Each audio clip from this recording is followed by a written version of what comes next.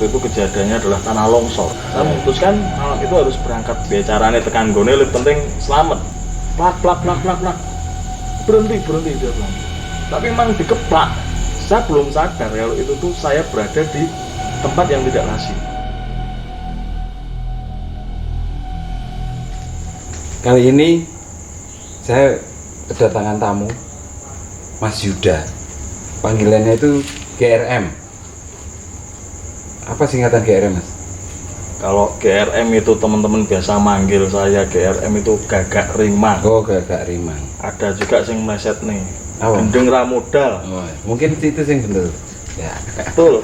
Jadi Mas GRM ini ketua umum dari salah satu grup rescue di Jogja dan skalanya nasional. Namanya Bahari Rescue Indonesia, betul ya Mas? Terus Dan beliau selalu aktif pada kegiatan-kegiatan rescuer maupun relawan di hal kemanusiaan, karena memang kondisi Jogja memang butuh itu ya. sangat-sangat butuh karena kita di DIY ini kan termasuk Ring of Fire toh Mas. Jadi Ya. banyak organisasi relawan kemanusiaan tuh banyak. Ya. Nah, sehubungan dengan aktivitas jenengan ya, ini pasti teman-teman pengen dengar salah satu cerita atau enggak cuma satu ya, banyak cerita sing kaitannya rodo misteri Mas. Punya pengalaman apa gitu kira-kira yang bisa dibagi? Banyak sih Mas, tapi salah satu pengalaman sih paling sampai detik ini nggak bisa tak lalek no. Itu satu Mas.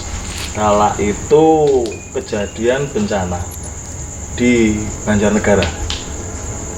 Saya masih ingat betul itu kalau untuk nama kampungnya itu si Jemblung Banjarnegara. Waktu itu kejadiannya adalah tanah longsor. Oh, tanah longsor di Banjarnegara. Betul. Kira-kira tahun berapa itu Mas? Kurang lebihnya itu 2000 berapa itu ya. Kalau untuk tahun saya agak sedikit lupa. Kebetulan malam itu teman-teman dari Basarnas Jogja yang ada di Kansar DIY itu berangkat. Itu langsung begitu malam kejadian, pagi mereka sudah langsung diberangkatkan. Oh. Sedangkan kita dapat infonya pemberangkatan itu terlambat. Akhirnya saya memutuskan, saya info ke teman-teman khususnya Bahari Rescue waktu itu, ayo siapa yang mau berangkat, besok pagi ada pemberangkatan. Mereka bersiap, beberapa teman-teman ini udah pada bersiap, packing segala macam peralatan untuk di sana seperti apa. Mereka udah persiapkan semua. Berhubung saya sebagai teman di Bahari itu menganggap saya dan memilih saya sebagai ketua umum, yang tentunya saya punya jam terbang lebih dari mereka pun, hati saya tergerak. Saya udah nggak bisa menahan, masa sih saya harus besok pagi. Malam itu juga saya menyusul untuk berangkat. Di CI ya? Di CI. Dan di situ ada salah satu personil yang notabene bisa dibilang lebih senior dari saya, baik dari jam terbang maupun usia itu dia lebih mumpuni dibanding saya. Ikut bonceng dengan saya. Saya memutuskan malam itu harus berangkat karena ini Basarnas sudah berangkat. Saya malamnya menyusul harus berangkat. Akhirnya saya ngobrol sama teman tersebut, personil tersebut. Oke, deal, nanti kita berangkat. Kamu saya jemput pakai kendaraan saya. Karena kondisinya seperti itu, kita nggak berani bawa mobil. Kita hanya memutuskan kita naik kendaraan roda 2. Oh, Dan motor kebetulan ya? waktu itu naik motor saya. Itu Mas. Nah di situ teman atau personil saya yang senior itu mengiyakan. Kebetulan malam itu Jogja kondisi hujan juga. Tapi itu tidak mengurungkan niat kita. Kita tetap berangkat. Kita berangkat dari Jogja itu kurang lebihnya kisaran jam 10:30. Ya, udah malam ya? Sudah malam, dan itu saya perjalanan tidak terburu-buru karena jelas yang di sana adalah korban yang sudah meninggal. Makanya kita santai di perjalanan, intinya harus bagaimana caranya bisa masuk ke sana Dengan kondisi selamat juga. Iya, betul. Nah itu kurang lebihnya itu sekitar pukul 1 dini hari waktu itu Mas. Itu masuk daerah Kota Temanggung. Saya sama teman itu berangkat dari Jogja setengah 11 dengan perjalanan pelan karena yang tak bonceng iki yo wis lebih sepuh dari saya. Oh, iya. Bahkan itu bisa dibilang seusia bapak saya. Kalau mungkin itu anak muda, oke saya agak kenceng. Kebut ya. Ya, tapi karena yang bersangkutan lebih sepuh, saya juga mikir juga kan, biar caranya tekan gone lebih penting selamat, Ya, ya. perlahan tapi pasti.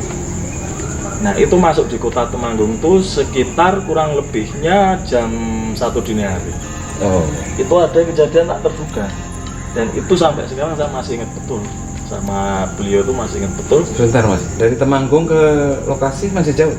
Masih jauh, karena itu lokasi titik longsor, titik bencana itu di kota Banjarnegara. Oh. Itu, jadi saya masih berada di kota Temanggung. Itu kejadiannya belum sampai di lokasi, masih di kota Temanggung. Nah, disitulah kejadian aneh yang saya alami. Nek arep tak nalar ke orang mlebu nalar, tapi kenyataan di lapangan, ya ini sungguh-sungguh terjadi. Iya, iya. Kenapa saya bilang ini sungguh-sungguh terjadi? Saya sendiri waktu itu di luar sadar. Itu saya melihatnya itu adalah jalan raya, Mas. Jalan raya, dan kebetulan malam itu mulai dari jembatan Krasak sampai ke Banjarnegara, perjalanan kita tuh sepi. Tidak banyak arus lain yang membuat macet. Papasan gitu. Iya. Oh. Dan kebetulan waktu di Temanggung itu hanya kendaraan saya yang melintas waktu itu. Tapi saya tidak mencium belaga tidak beres, itu nggak ada. Saya hanya yakin, oh ini seperti ini, jalannya gini, ya wajar kalau jam segini sepi. Sepi ya. Pikiran saya seperti itu. Di tengah perjalanan itulah teman saya yang tak punya gini tadi mukul helm saya. Plak plak plak plak plak. Berhenti dia bilang. Sontak, saya kaget, saya berhenti.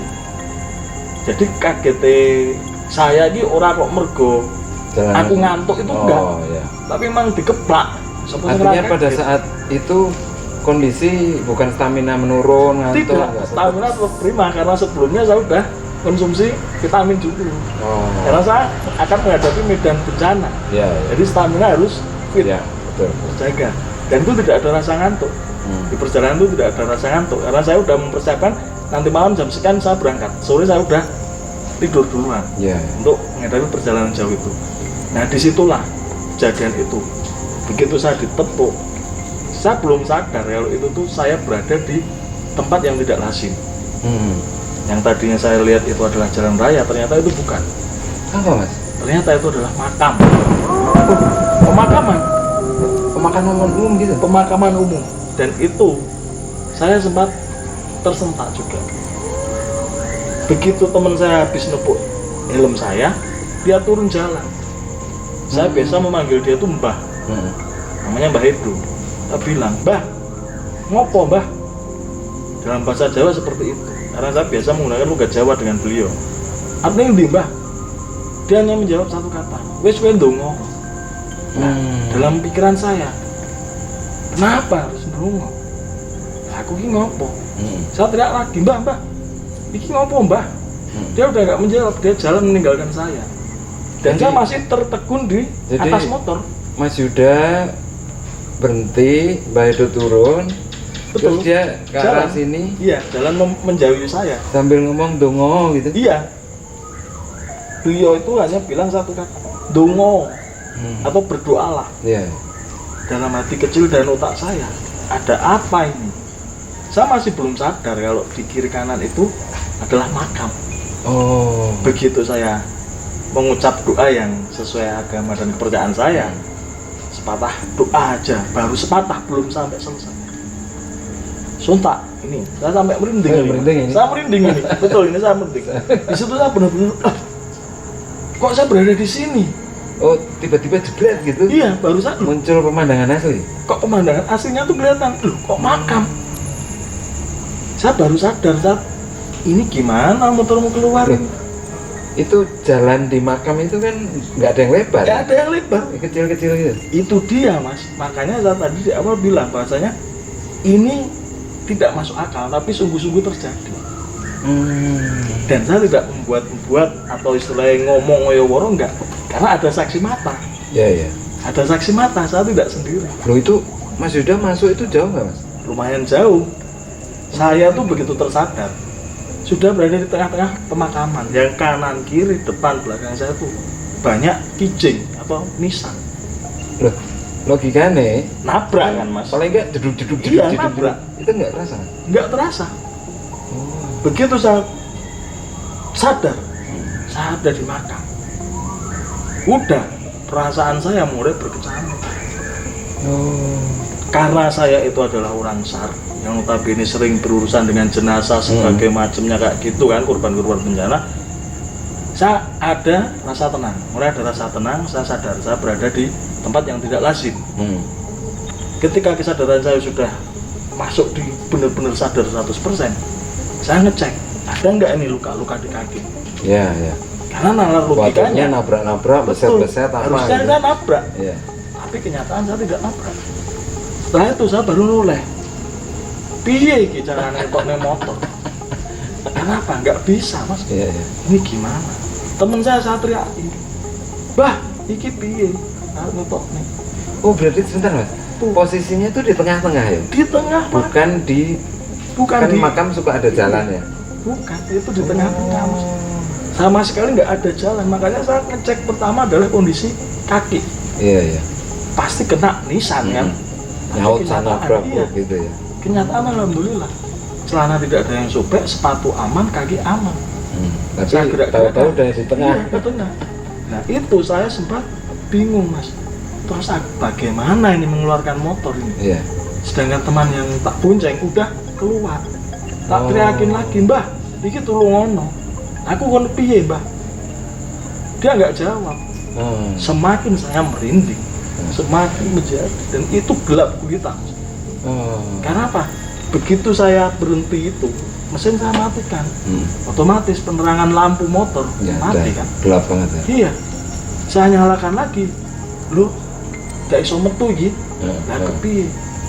Dengan membawa tas ransel untuk perbekalan, saya berusaha bagaimana caranya saya keluar dari situ sama motor saya tanpa merusak. Tapi nun sewu, karena kondisi makam yang seperti itu, Iya. ya ada beberapa nisan yang terpaksa kelewatan. Kemudian ya itu tadi mas, seperti yang saya bilang, yang namanya Temanggung kita tahu itu banyak perbukitan-perbukitan. Rumah itu masih jarang kan. Itu karena pas artinya ditanjakan-tanjakan. Itu posisi kuburan tuh jauh dari pemukiman. Jauh. Dan jauh dari pemukiman warga itu jauh. Saya benar-benar ya tahu sendiri lah kondisi makam itu di desa seperti apa kan. Iya, iya. Kalau mungkin di perkotaan berdampingan ya. Ini makam, di sini ada pemukiman. Kalau di sana itu jauh mas. Nah disitulah. Ibaratnya mau teriak-teriak juga nggak ada yang dengar. Sama saja. Kenyataan teman saya saja saya teriak dia nggak mau kembali. Karena ya tahu sendiri mas kondisi makam di malam hari seperti apa. Dan kalau mungkin saya bukan orang SAR atau bukan orang rescue, jarang melihat kondisi jenazah. Mungkin saya udah lari, motor saya tinggal. Panik takut mas. Iya. Pasti. Nah ini kondisinya, saya bawa karir, ransel, notabene di dalam ini ada banyak barang. Saya mencoba menghalau rasa takut saya. Ya wajar ya mas, namanya manusia punya rasa takut wajar. Dan Iya. ini saya menceritakan ini pun mungkin merinding. Itu. Mas Karena Fitra merinding utut entuk loh. siap, biar gak biar gak begitu merinding. Karena itu tadi mas, hal-hal semacam itu sering saya alami. Mas jadi itu kayak gini loh. Walaupun dalam kondisi stamina fit, pikiran sadar karena memang Mas Yuda tadi cerita, aku lungo arep ngesar ngerescue gitu kan. Tapi tiba-tiba kayak masuk suatu dimensi yang lain mungkin ya. Yang mana, aku tadi naik motor ya jalan biasa, nggak ada perubahan. Tapi begitu di titik Baedo ngeplak gitu, terus aku ternyata udah pindah di tempat yang lain kan. Itu kayak cerita-cerita yang bis nyasar di hutan-hutan itu loh, di Blora atau di mana itu kan. Ya. Tapi ini motor ya. Betul mas. Nah saya penasaran tuh, Baedo apa yang lihat ya? Jadi begini mas, setelah saya berhasil keluar dari makam bareng motor saya, itu baru ketakutan memuncak itu ada di saya. Jadi tidak waktu berada di makam, ya memang takut, pas di tengah-tengah makam saya sempat takut. Tapi ternyata ketakutan saya itu setelah ada di luar. Setelah Kenapa? berhasil melewati Iya. itu, Keluar dari area pemakaman, makanan. saya langsung duduk di bawah. Motor saya standar, saya duduk. Kaki saya tuh sampai ndredeg, Mas. Oh. Karena apa? Kok iso aku mlebu? Heeh. Jalane ning kono lah. Logika. Ketika saya keluar dari aspal, harusnya kan hoyak Iya, kok goyang motor. pasti. Iya. Nah itu saya tidak merasakan. Dan saya taunya ini jalan. Ternyata jalan raya yang aslinya itu belok, Mas. Oh, misalnya jadi belok gini ini. Saya lurus, iya. Oh. Karena saya nggak tahu kalau itu makam. Tahu saya ya ini jalan. Dan itu remang-remang. Penerangan jalan itu remang-remang. Iya, iya. Itu. Makanya di situ baru muncul ketakutan saya. Loh, kok dalane ngene? Lah aku kok gak tipu. Logikanya kepiye? Kan gitu loh. Nek di logika kondisi kita naik motor keluar dari aspal, padahal aspal sama tanah ini jaraknya Iya, pasti. lumayan loh, Mas. Harusnya kita wis dudek terasa. Nah itu dia, saya nggak terasa. Yang tak bonceng aja, habis saya berhasil nyumet rokok utuh, dapat telung kebulan. Tak tanya, Mbah, lah kowe krasa ora? Aspal sakmono, iki tanah. Kudune krasa huyang. Dia menggini tanpa kata. Oh. Di situ saya menyimpulkan, si tak punya iki ya lagi bingung, Oh. lagi mencoba nalari ning. Ya. Sama-sama kita bingung dalam kondisi ketakutan. Aku mengutut, dia nyeruput minum yang dibawa. Bekal kita mbak bekal kan di perjalanan. Sama-sama lenger-lenger Iya. lah istilahnya. Tanpa kata itu ada sekitar 15 menit, Mas. Kita terdiam. Dan itu hawane iki kudune adem karena itu udah di pegunungan-pegunungan Iya, iya. Temanggung itu. Tapi jaket tak buka, Mas. Sumuk kemeriket saya. Ya tuh karena apa? Rasa takut itu muncul setelah saya Setelah kejadian. kok iso. Ya. Dan nalar logika kendaraan saya harusnya nek aku gak popo knalpot saya paling enggak berat-berat Iya, motornya nggak baret. sama sekali. Itu. Dan itu sangat wow bagi saya karena apa? Dalam benak saya ini makam bukan makam sembarang, ini jelas makam tua. Karena apa?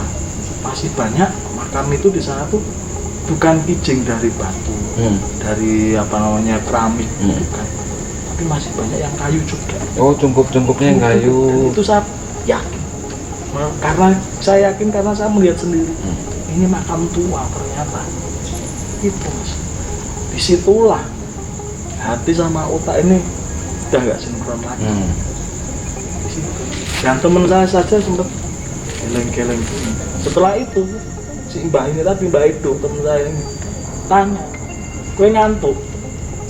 Saya bilang 100% tidak. Saya sehat. Saya kembalikan pertanyaan. Jenengan tadi kok yo rakit mau ngeplak aku.